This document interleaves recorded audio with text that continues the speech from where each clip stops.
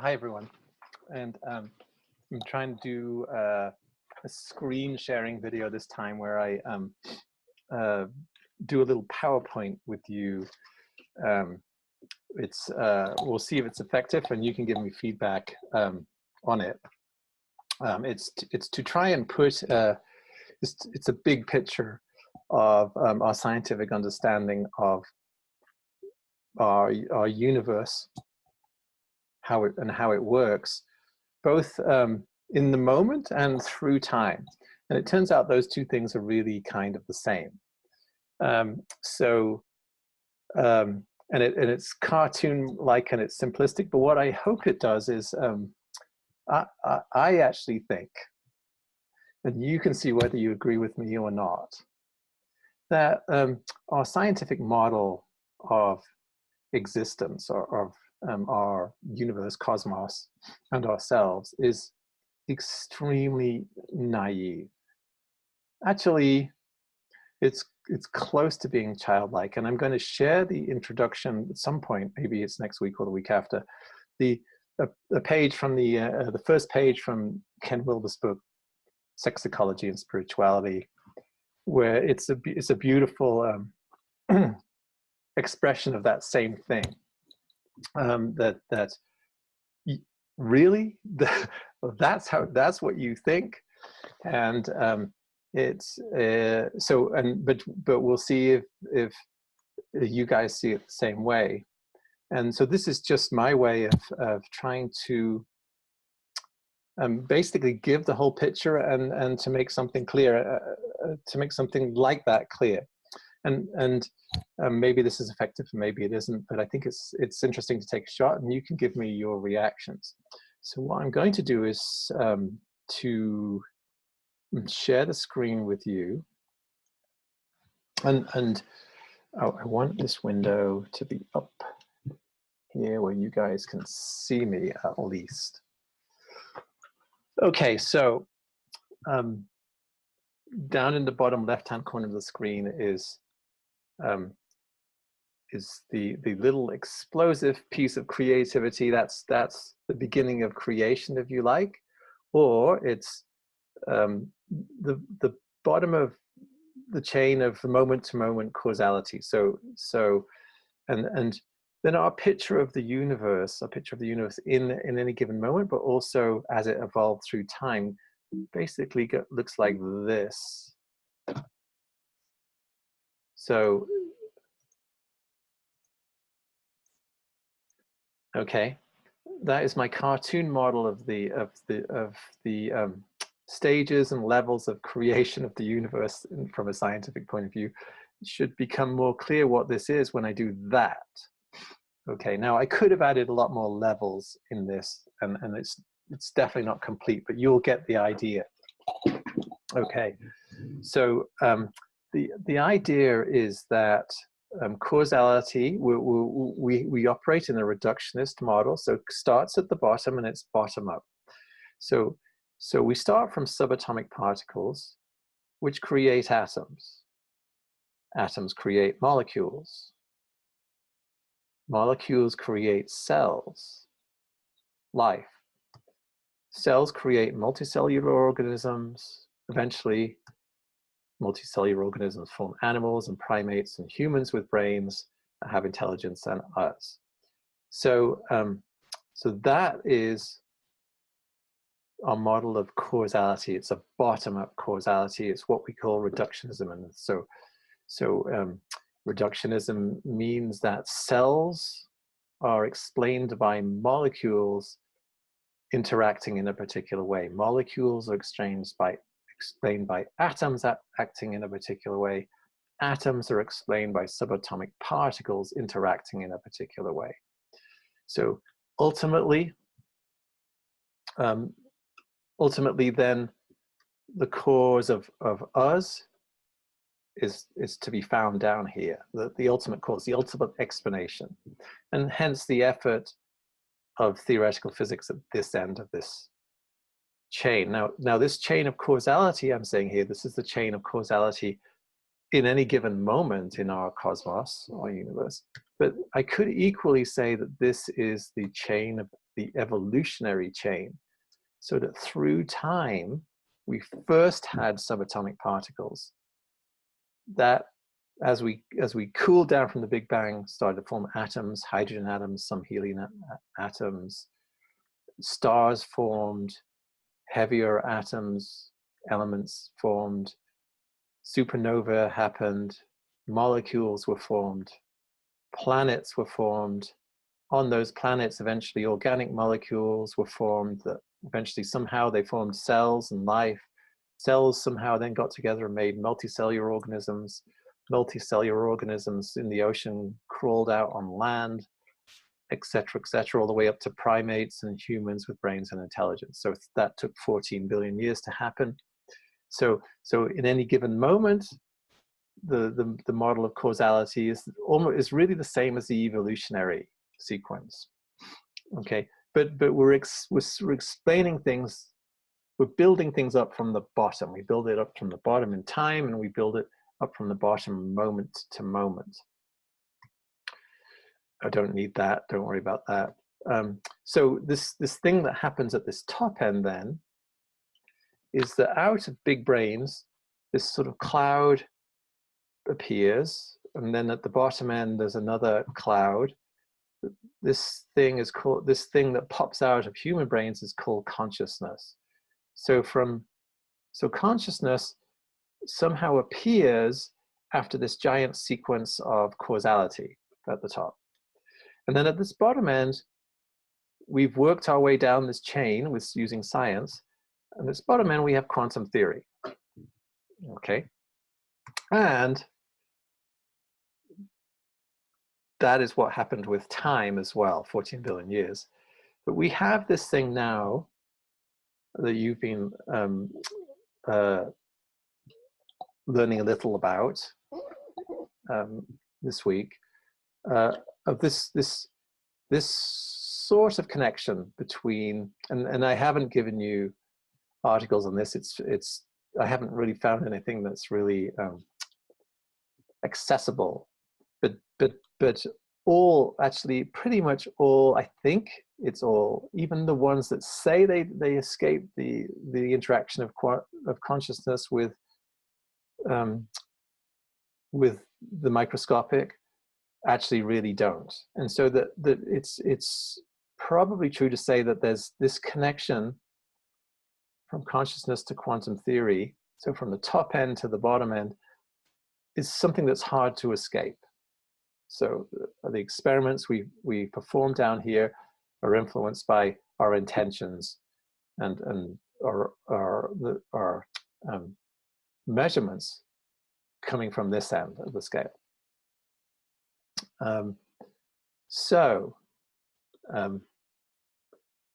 Let's just keep going forward. Okay, so what I want to say is, of course, this thing at the top end, consciousness, is not understood, right? So there's a question mark there, and let's put several question marks there. And then actually, well, of course, we've got questions at the bottom end. Quantum theory, not only how do we understand it, it's like, what do we have a theory that explains it? How do we, standard model of particle physics, how do we, why do we have that standard model? What gives us that?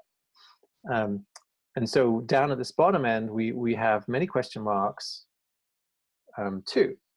Okay, now in science, I feel like the impression that we are given is that these question marks down here and these question marks up here, but particularly these ones down here, that's the place where real science is happening. So because we say that everything that happens down here, that's what controls everything else, right? If we could explain what happens down here fully, we can have a theory of everything, whatever, then everything else up this chain will be explained, and we'll have explained the universe. And that's really, so that's the reductionist model. So we need the rules, that apply to the smallest things that we know exist, that we suspect exist, the rules that apply to those would then explain how we get all of these other things, how all of these other things began to form across time. And so what we say is, I think, we've got that. Give me that. Oh, okay, I'll take that out.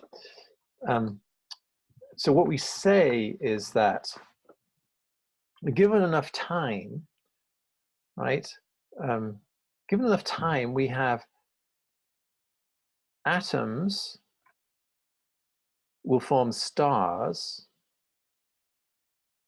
which will form atoms of hydrogen, will form stars, which will form heavier elements, and then eventually you'll get supernovae.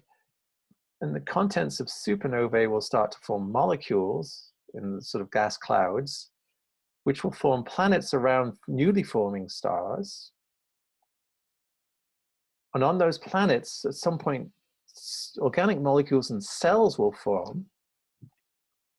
And those cells will get together after given enough time, and that those cells will evolve. And so all we need is 14 billion years, and that each of these stages, while being sort of deterministic and this reductionist model, all they need is billions of years for it to happen. In other words, it takes a few billion years, and just by chance, because of the amount of time we have, and in that amount of time, molecules will form cells. And then once we have cells, you need about 3.5 billion years on Earth to get all the way, maybe a little longer, 3.7, 3.8 billion years, all the way to up here to humans and our consciousness. Okay. And then we have to explain consciousness, and we've still got the questions at the bottom. But then so in principle, all of this, which basically is all of creation, is in principle explained. What is it explained by? It's explained by the behavior of these things down here, right? These things, just all we need is enough time and they'll do all of this. These things will do all of this. And that is our model of creation. And so the troubling places are these question marks at either end. And I want to say, not to be too critical of this model, but I want to, first of all, the model really, really doesn't work. So that's what I want to say. But, and what happens is we pretend that it does, okay? It works well enough for us to manipulate nature in the ways that we have, but it doesn't work well enough for us to understand reality. And so what I want to do is add question marks in here. So in principle, we're saying we understand all of this, but what about here? So here's the formation of life, this question mark. Molecules will form organic molecules quite by chance, and then quite by chance, in the right circumstances, organic molecules will form cells and life will occur. The unknowns here are, first of all, well, what is life anyway? And there are many, many possible definitions of life. And I think the bottom line is we don't know what it is, really. So that's a problem right there. And we have no idea how this stage happens. Nobody's ever done this in a lab. Nobody knows exactly how it happened. It's the subject of active research. And it's a big unknown. It's a big question mark, this step here.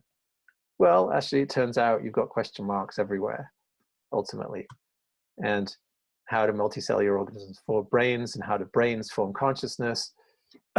There are question marks everywhere. And this will fit in with the big history film that you watch this coming week about our scientific creation story, and what they say at each of these stages, and other stages too. And I could have put it in more. They call them lucky breaks. So we had these lucky breaks, okay, between these sort of levels going up this chain.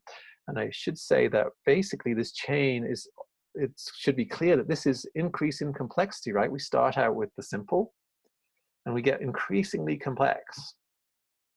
to the very, humans and human brains, the most complex thing we know in the universe. So this is an increase in complexity.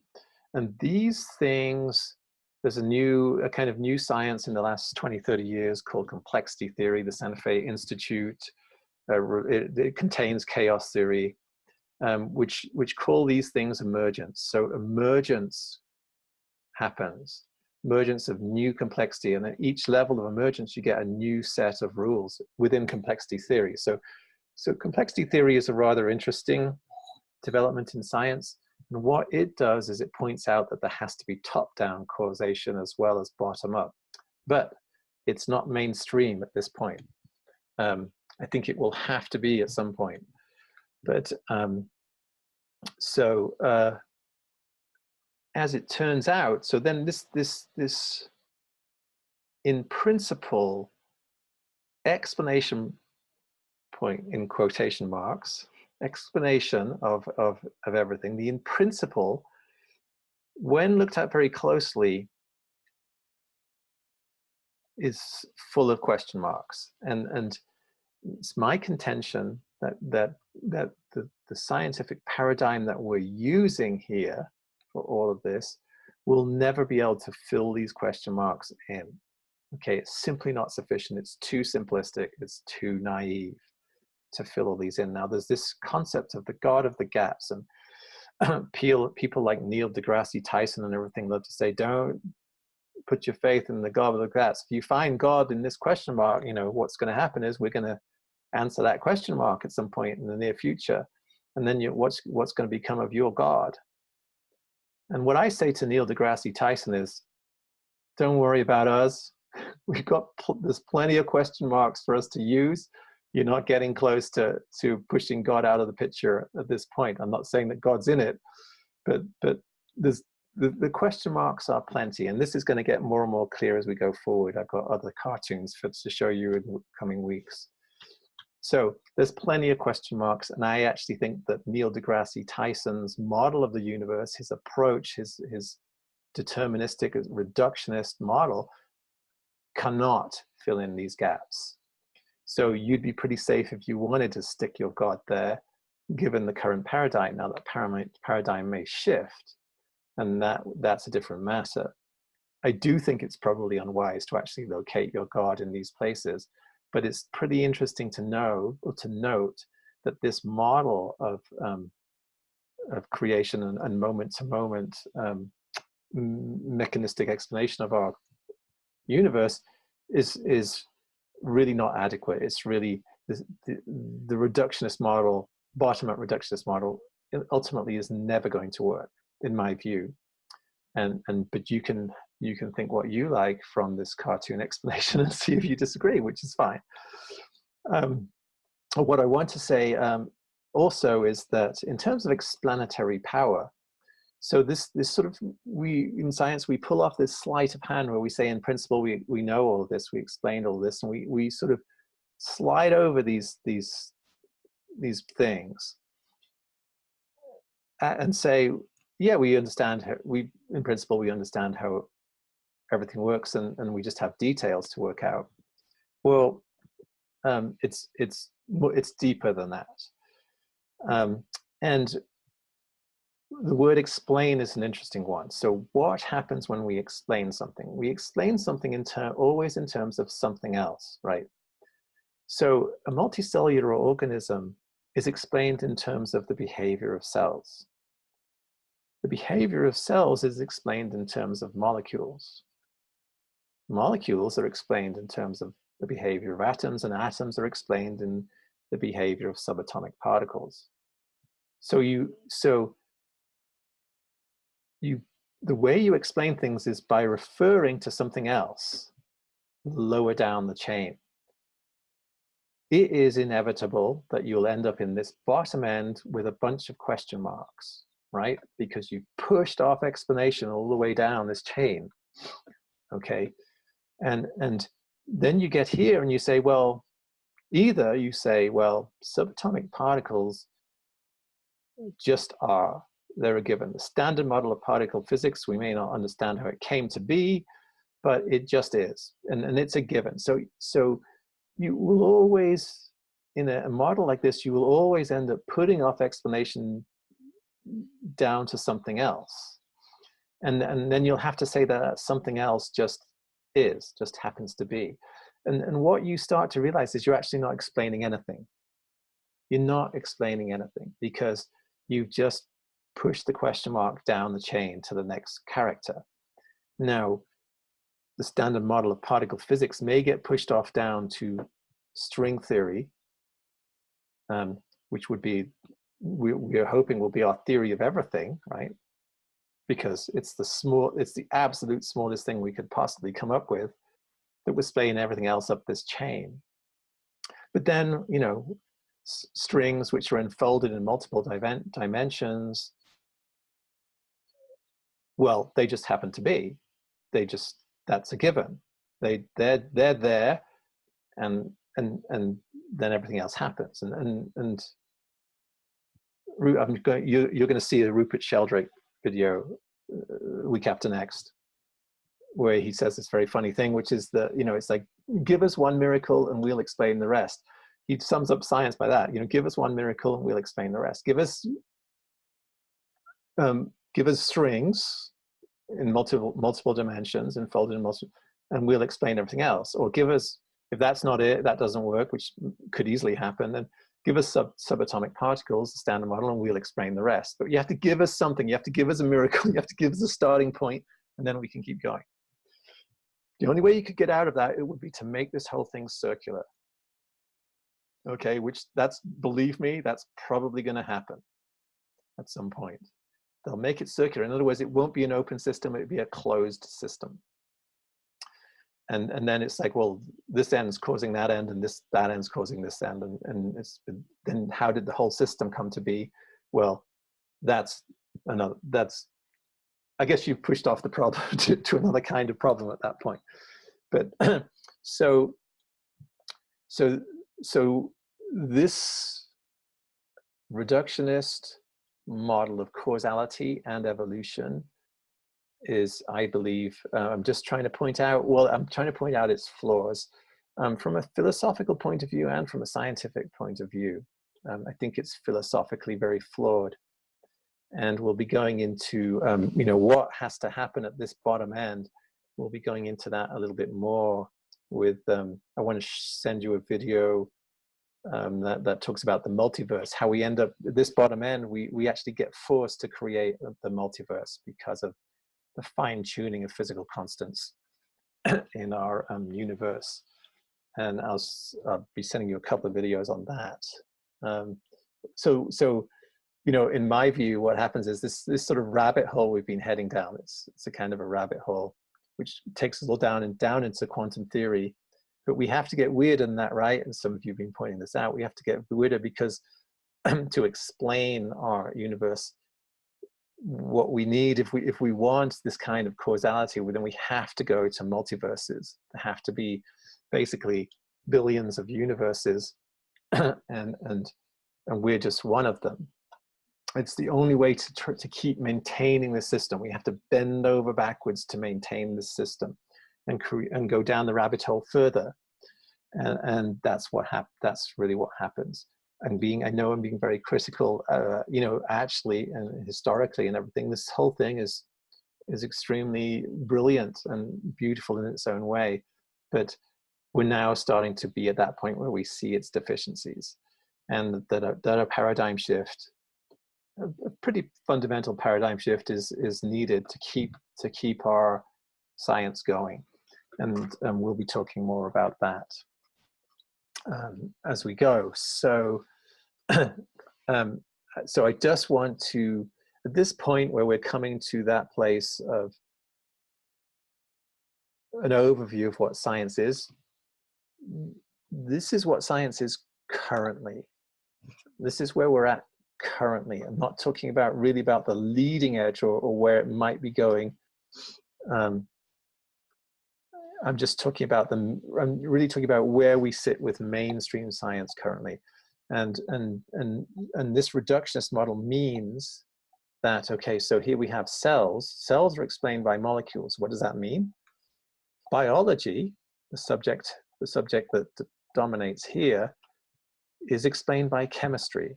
Okay, so chemistry is a more fundamental science than biology. Okay, biochemistry is the fundamental aspect of life as far as we're concerned. Molecules now, chemistry, are explained by the behavior of atoms. This is the domain of physics. So chemistry is actually reducible to physics. So physics is the most fundamental science. We go from, actually at the top end, we have psychology, right? Psychology is explained by biology. Biology is explained by chemistry. Chemistry is explained by physics. Physics is the most fundamental science. When we have an explanation of everything, it will come from physics with the mathematics of what happens at this lower end on those things that are a given. So there you have it.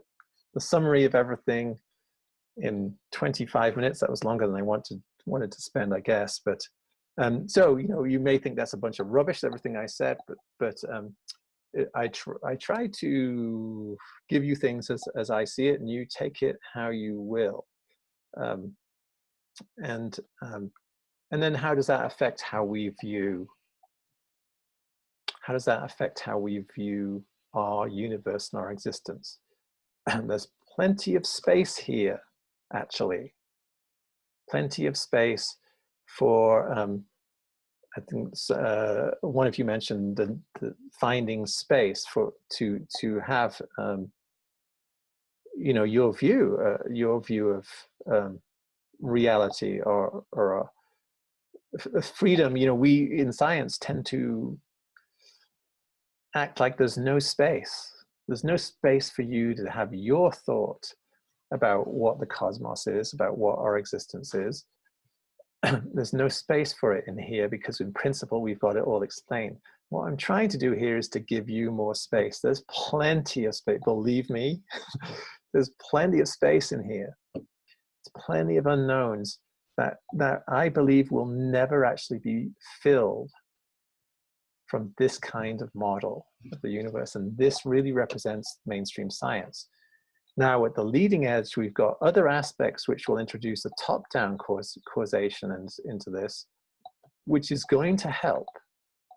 But I don't think it will be adequate in the end either. But it will help a lot, because there is no doubt that causation goes this way, downwards too. And right, so I mean, and you can spend a little time thinking about that and know that must be true. But it's not really contained in our standard scientific paradigm currently, but it's coming. So the arrows going down this way as causation will undoubtedly become more prominent. And I may share more about that as we go. So, okay, so I'm going to stop the share now. I hope that cartoon version wasn't too insulting, and I hope it would, but I hope it was also kind of illuminating. I think it's very interesting to see the whole picture summarized in a way like that, a sort of simplistic way like that, and in order to bring some things home, some things about this whole model home. And but we'll see. You react however is genuine for you to react to it, and I'll be curious to see what you think. Okay, so